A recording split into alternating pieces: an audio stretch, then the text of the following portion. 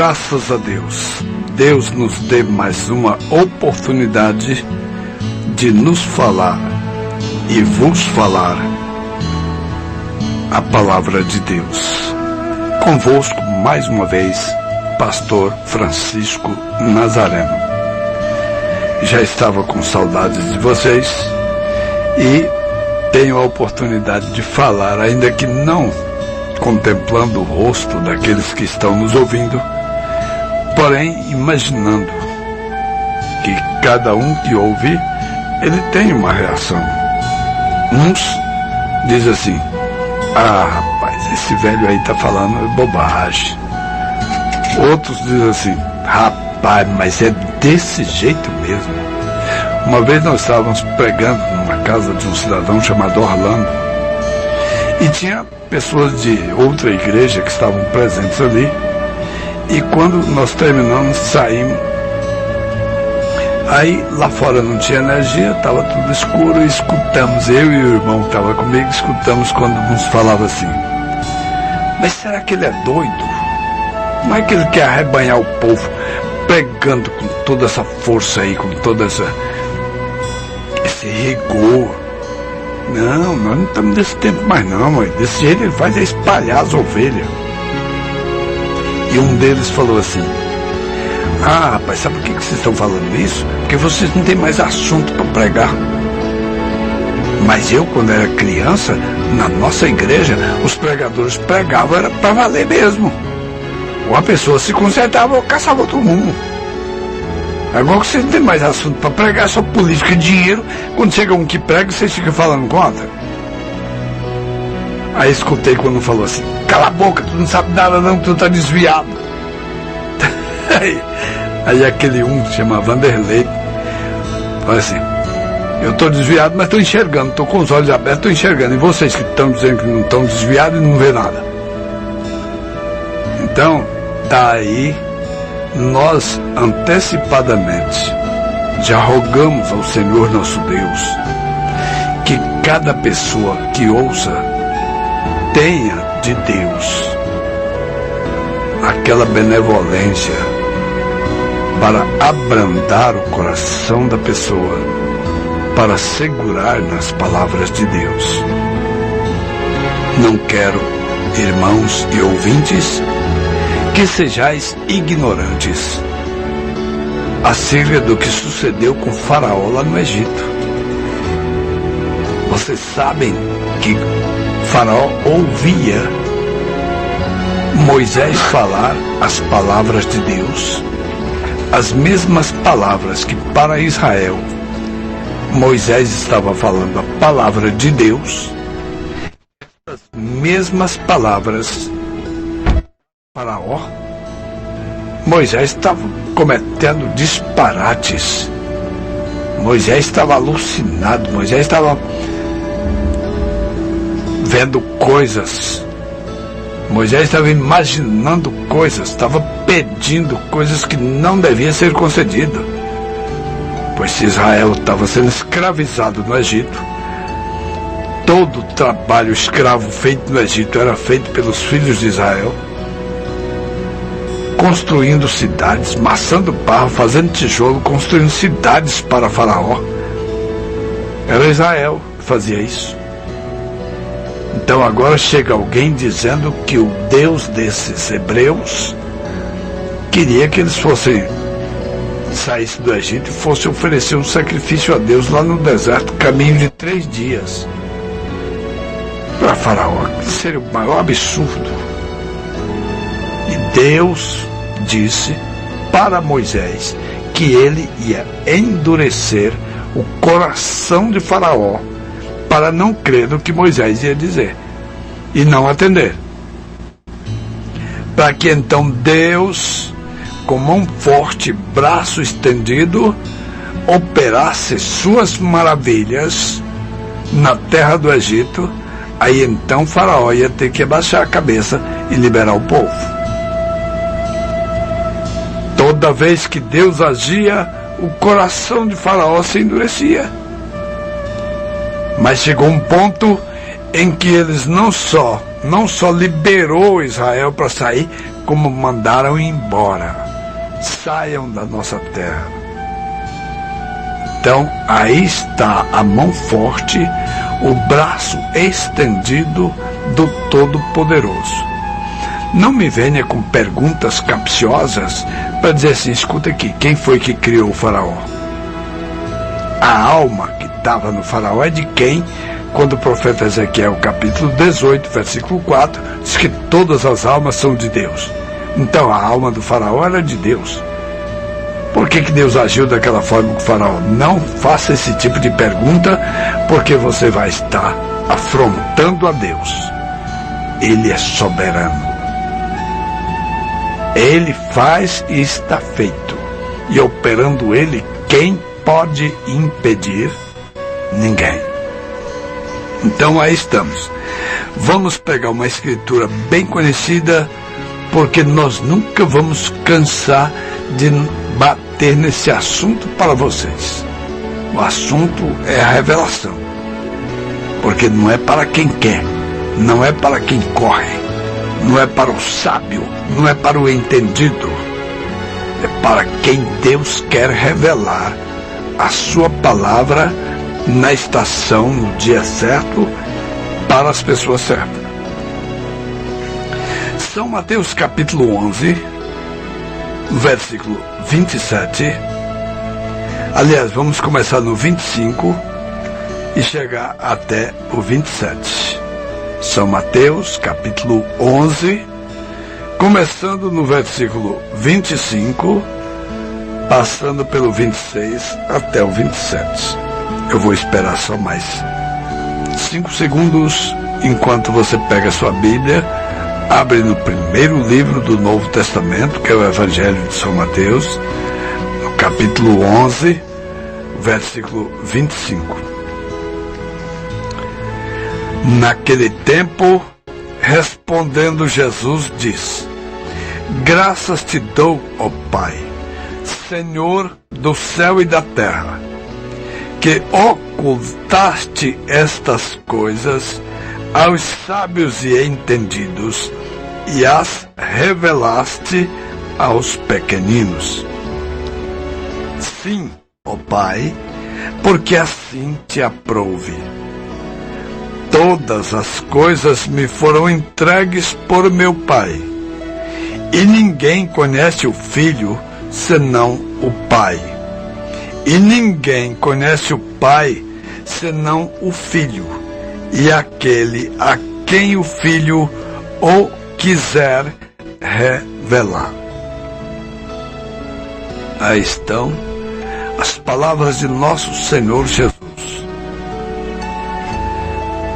rendendo graças a Deus, em primeiro lugar, por ter ocultado, ter escondido seus mistérios, seus segredos, suas revelações aos sábios e entendidos e as revelou aos pequeninos. Na realidade, nós estamos vivendo numa época que todo mundo quer ser grande. Quem não é grande, mas pelo menos se mete nas conversas, nas rodinhas, e está sempre tentando liderar, está sempre querendo mostrar que é sábio em alguma coisa. Mas, quando os discípulos fizeram uma reuniãozinha secreta, e naquela reunião trataram do assunto sobre quem dos discípulos seria o maior, quem seria o mais sábio, quem seria o mais entendido, quem seria o principal deles. Jesus pegou uma criança, um pequenino, colocou aqui nos seus joelhos e disse: preste atenção numa coisa. No mundo, os grandes dominam sobre os pequenos. Mas entre vocês não será assim. Quem quiser ser grande, seja pequeno e humilde como este menino. Eu vou lhe dizer em verdade, que quem não receber o reino de Deus como um menino, de maneira nenhuma entrará nele. Acredito eu que a partir daquele momento, ninguém mais quis ser grande entre os discípulos.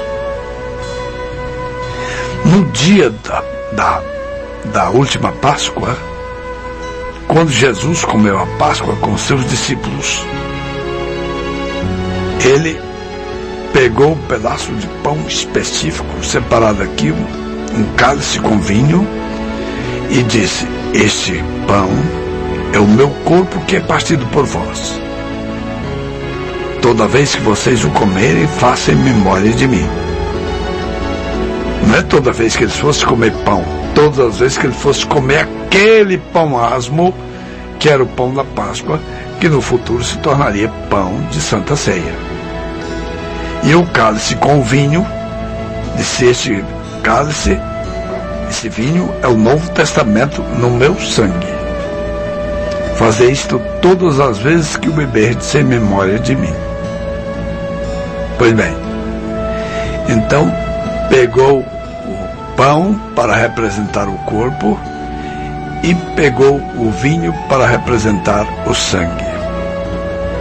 E depois que terminou a ceia, ele se levantou, tirou a sobreroupa, cingiu-se com uma toalha em volta da sua cintura, deitou água numa bacia e começou a lavar os pés aos seus discípulos. E de repente um chamado Simão Pedro, que de vez em quando metia os pés assim e respondia antes de todo mundo, disse: Senhor, tu me lavarás os pés a mim? O Senhor disse para ele: o que eu vou fazer agora, tu não vais entender agora, mas depois tu entenderás.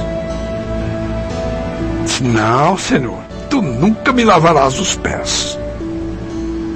Então o Senhor virou para ele e disse: se eu não te lavar os pés, tu não tens parte comigo.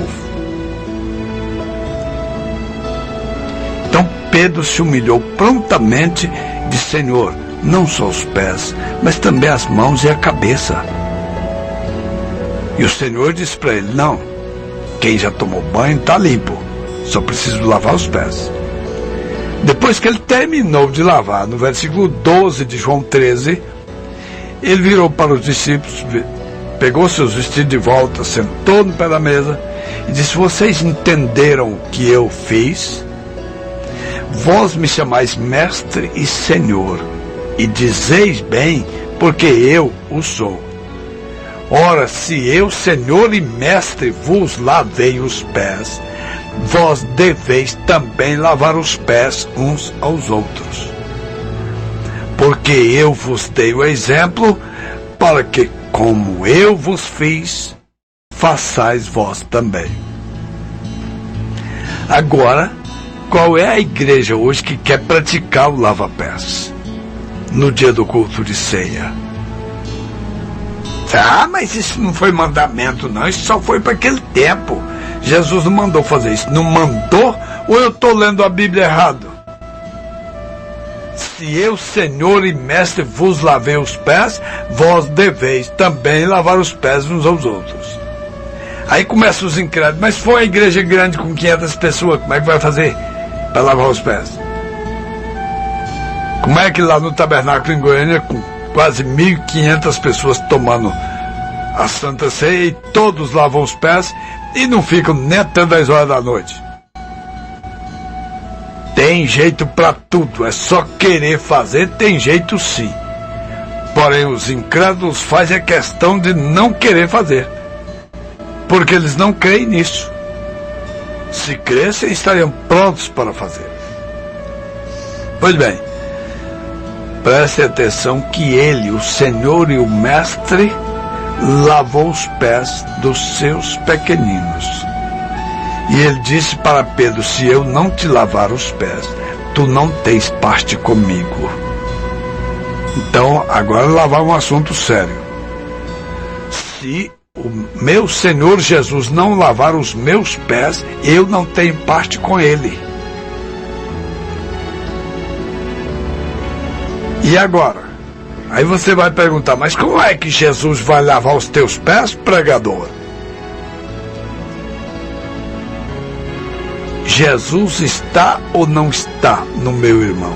Ele tem ou não tem o Espírito de Cristo?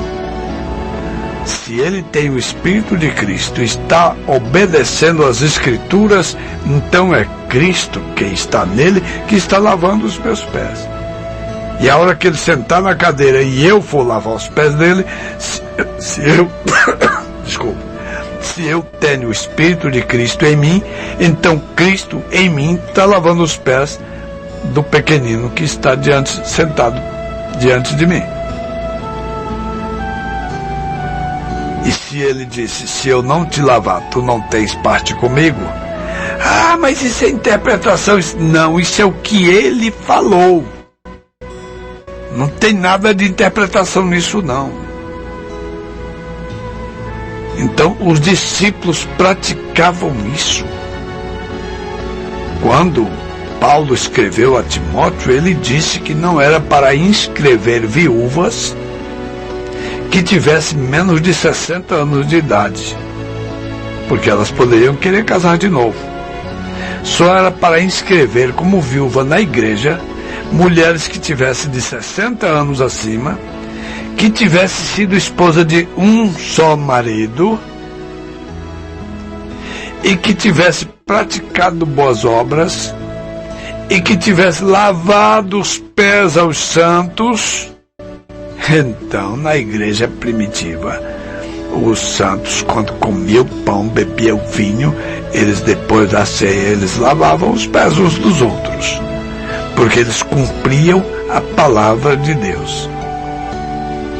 Mas como pregamos numa sexta-feira aqui de uns 15 dias atrás, sobre Pedro dizendo que Paulo escrevia coisas difíceis de entender e que os indoutos e inconstantes torciam, como torciam as outras escrituras para a sua própria perdição. Se o homem que recebeu as chaves do reino diz que quem torcesse a escritura que Paulo escreveu estava torcendo para a perdição, então, e agora? Mas no decorrer das eras, eles foram torcendo, a ponto de o batismo original, que foi feito lá no rio, lá na água, passou a ser aguinha jogada com um canequinho na cabeça da pessoa. O batismo da imersão, que em Romanos capítulo 6, verso 4, em Colossenses capítulo 2, verso 12, significa sepultamento de uma pessoa que morreu para o mundo. O que a gente faz com o defunto? Sepultar. Então, se o batismo representa sepultamento, como é que você vai jogar só um pouquinho de água na cabeça da pessoa, em vez de cobrir o corpo inteiro dentro d'água? Morreu para o mundo? Morreu. O que vamos fazer com o defunto? Simbolicamente, vamos sepultá-lo e esperar que ele esteja realmente convertido e que dali para frente viva uma nova vida que honra e glorifica a Deus, e que seja um dos pequeninos. E vocês sabem que não é uma pessoa que é um grandalhão e de repente houve alguma coisa que toca no seu coração e ele murcha e se torna um pequenino. Não. Deus já sabe quem são os pequeninos. E ele pode estar pensando que é grande, fazendo e acontecendo, igual Saulo estava fazendo com os crentes da igreja primitiva. Vocês sabem, ele pegou até a autorização dos sacerdotes, dos principais, para ir a Damasco, porque ficou sabendo que lá tinha uma igreja de cristãos batizados em nome de Jesus Cristo, que obedeciam ao cristianismo. E disse, se aceita, eu vou pegar todo mundo que invoca esse nome lá em Damasco, vou trazer preso para Jerusalém. E saiu daquela arrogância toda, quando chegou pertinho de Damasco, era quase meio-dia. Brilhou uma luz ao seu redor que excedia milhões de vezes o brilho do sol no pino do meio-dia. A luz foi muito mais forte do que aquela luz de quando você está soldando sem óculos e queima a tua vista. Imagina o que aconteceu com os olhos de Paulo. Torrou, ficou cego, caiu do cavalo sem enxergar um palmo na frente do nariz. E ouviu: Saulo, Saulo, por que me persegues? E ele perguntou: quem é, Senhor? E o Senhor respondeu: eu sou Jesus, a quem tu persegues. Deixa eu dizer uma coisa para vocês agora. Se você ouve a palavra do Senhor Jesus aqui na Bíblia e você a despreza, você não está desprezando o pobre pecador que está te falando essas palavras, não. Você está desprezando o Senhor que falou aquelas palavras. E ele mandou seus apóstolos pregar o seu evangelho. Quem crê e for batizado será salvo, quem não crê será condenado. E você só vai saber quem é Deus se o Senhor Jesus te revelar. Ninguém conhece o Pai senão o Filho, e aquele a quem o Filho o quiser revelar. Então todos nós vamos nos abaixar, inclinar nossa cabeça para o pó, nos humilhar e deixar o Senhor revelar para nós a sua gloriosa vontade neste último dia. Não se estribe no seu próprio entendimento. Não tente fazer nada do seu jeito, porque pode dar errado. Tá certo? De segunda a sexta às 20h30, você tem nesta emissora o programa chamado A Palavra Original. Você pode ouvir na voz desse que está te falando, do pastor Gerson ou do pastor Joaquim Gonçalves. Na quarta, sexta e no domingo, na Travessa Luiz Coutinho 990, no bairro Brasília, você pode nos fazer uma visita sem compromisso, para ver conosco ali, mais de perto. Está certo? Esse é o desejo nosso para cada um de vocês. Vá, assista o culto conosco, pegue literatura, não vai lhe custar nada, e depois, se tiver alguma dúvida, nos pergunte. Tá certo? Esta palavra original é a mensagem real de Deus para nós nesta hora. Por isso, é o hino que nós vamos ficar ouvindo no final agora, a mensagem real.